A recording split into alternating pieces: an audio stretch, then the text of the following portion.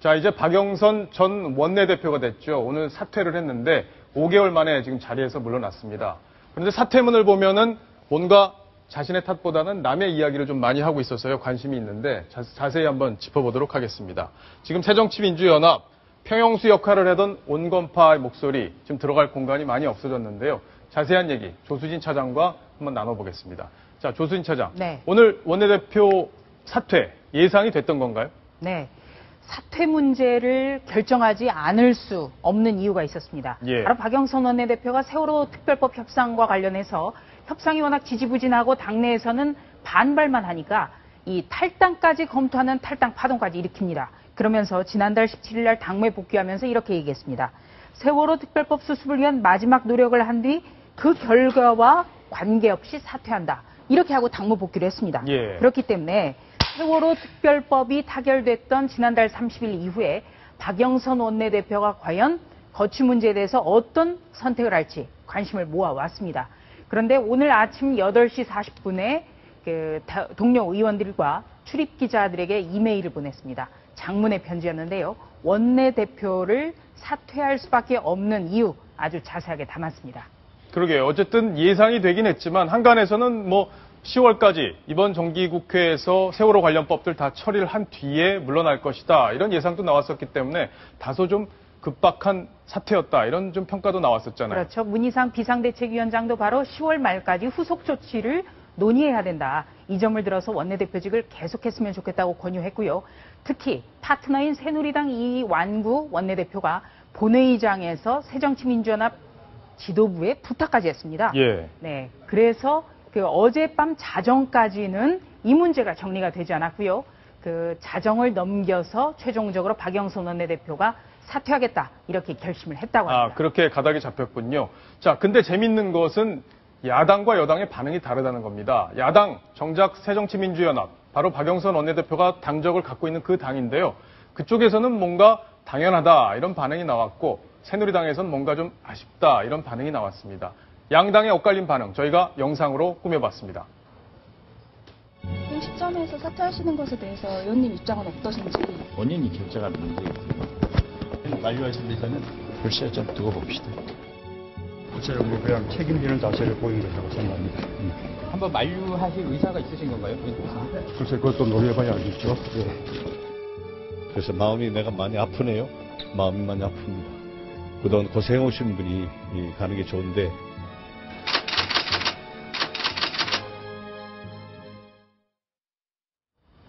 자, 지금 영상으로 봤는데 조수진 차장. 네. 진짜 당내에서 야당 내에서 사퇴를 만류하는 사람 없었습니까? 네. 사퇴를 만류하는 사람들도 있었는데요. 중도파의 경우에는 박영선 원내대표가 당연직 비대위원인 원내대표를 사퇴할 경우에 비대위는 그야말로 친노 일색이 더 강화된다. 이 점을 우려해서 만류하는 시각도 있었습니다.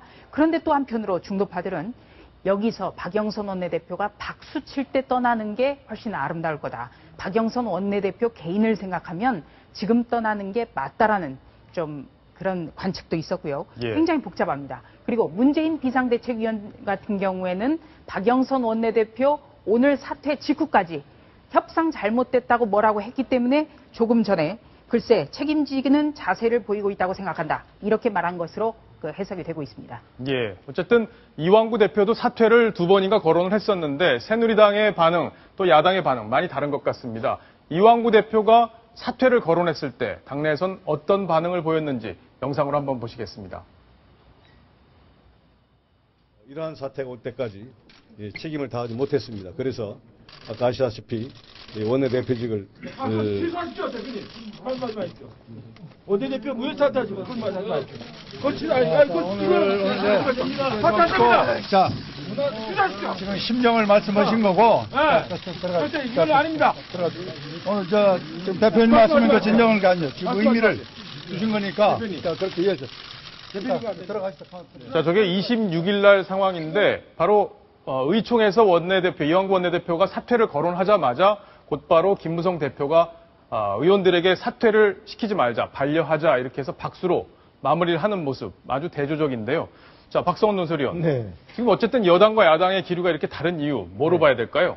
이완구 원내대표가 저때 사퇴를 얘기했을 때는 그 정의화 의장이 약속된 26일 오늘 본회의에서 그 법안 처리를 하지 않은 데 대해서 정의화 의장을 압박하면서 아울러서 야당을 압박하는 의미에 더 이상 그 미룰 수 없는 이런 상황에 대해서 드라이브를 건 거죠. 그러니까 예. 그러한 것에 대해서 이완구 의원이 사퇴할 사항이 아니라는 건 당내 모든 사람들이 공감을 하고 예. 지금 사퇴할 때가 아니라 분명하게 이 법을 관철시켜야 될 때다. 지금 이러한 주장으로 이제 하는 거고 예. 박영선 원내대표의 사퇴는 이미 당에서 두 차례 그 합의가 당내에서 뒤집어지고 또 이번에 추가적인 협상을 할 때 그 당내에서 여론을 수렴하지 못하면서 탈당까지 이르렀던 이런 탈당 위협에까지 이르렀던 상황에서 이번에 어떻게 결론이 나든 타결이 되든 안 되든 원내대표는 이것으로 소임을 다한다는 것이 당내에 이미 사실상의 공감대가 돼 있던 사안이니까 사안이 굉장히 다르다고 봐야죠.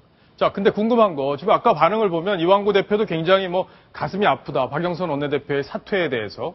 어쨌든 굉장히 새누리당에서는 안타까워하는 것 같아요. 그런 기류가 있는 이유가 있습니까?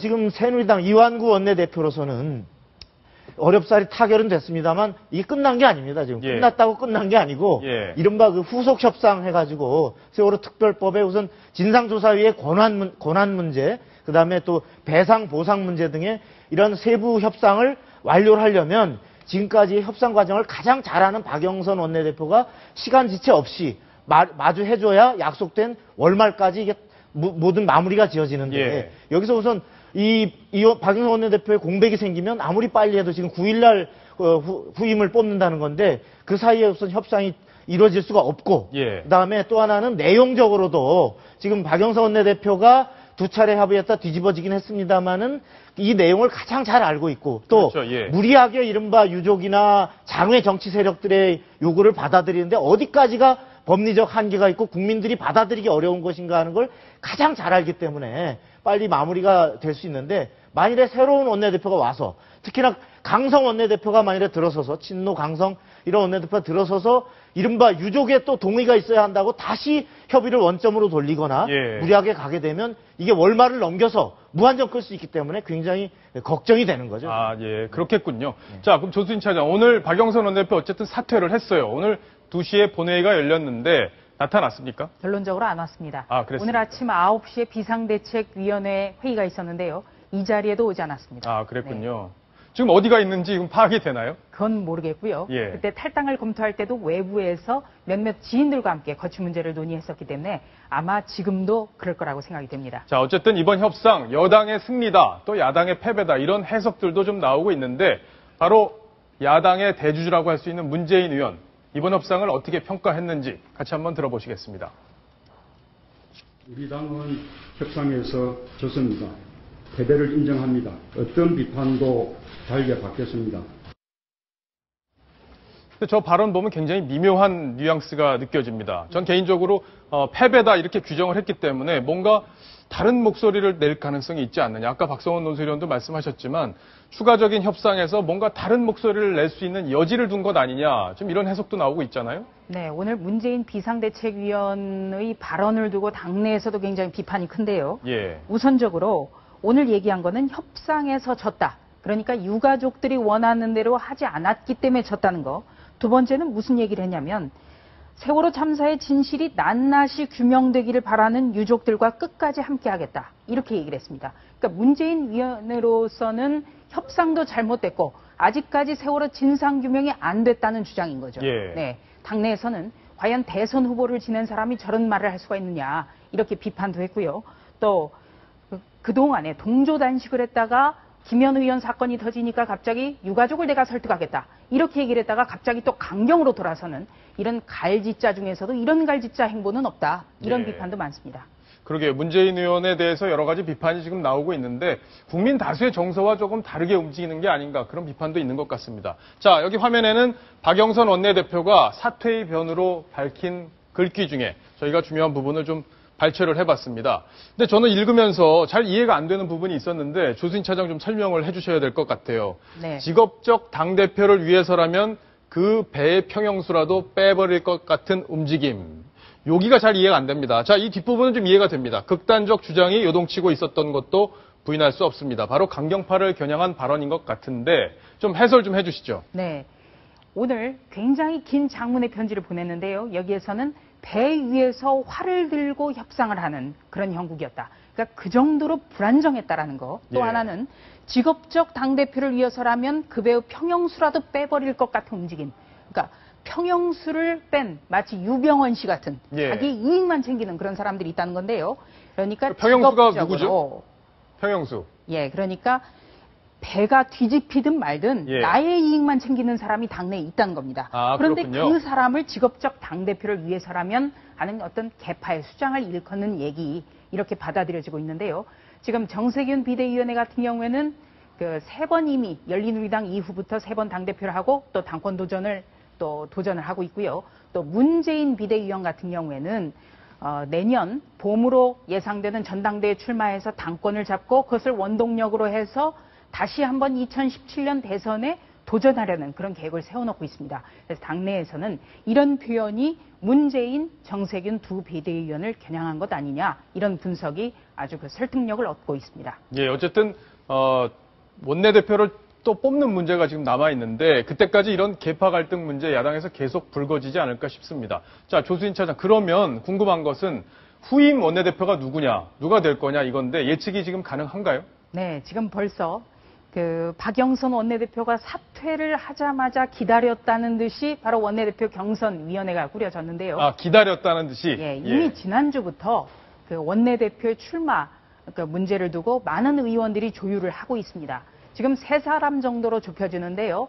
친노에서는 우윤근 의원이 지금 나올 것이 확실시되고 있고 아마도 어떤 표 분석까지 해보면 우윤근 의원이 차기 원내대표를 하지 않겠느냐 이런 분석이 나오고 있습니다. 왜냐하면 당내 최대 계파인 친노의 지지를 받고 있고 또 이번 세월호 협상 3차 협상까지 전부 정책위 의장도 배석을 했기 때문에 어떤 그 연속성을 위해서라도 우윤근 의원이 가장 적임이 아니냐 이런 얘기가 나오고요. 또 정세균계에서는 최재성 의원 3선입니다. 최 의원이 지금 그 하마평에 오르고 있습니다. 그리고 비주류에서는 원내대표 경선 때마다 계속해서 도전했던 이종걸 의원의 이번 재도전 또 확실시되고 있습니다. 예, 어쨌든 조수진 차장이 보기에는 지금 우윤근 정책위의장이 원내대표가 될 가능성이 조금 더 높아 보인다. 지금 이런 진단인데 네. 궁금한 게 또 있습니다. 바로 시청자 여러분도 아주 궁금해하실 중요한 포인트인데 이 협상, 지금까지 돼온 협상, 아직 법안 처리가 안 된 거기 때문에 논의 과정에서 친노의 입김이 반영이 되다 보면 또 다시 틀어질 가능성 어떻게 보십니까? 네.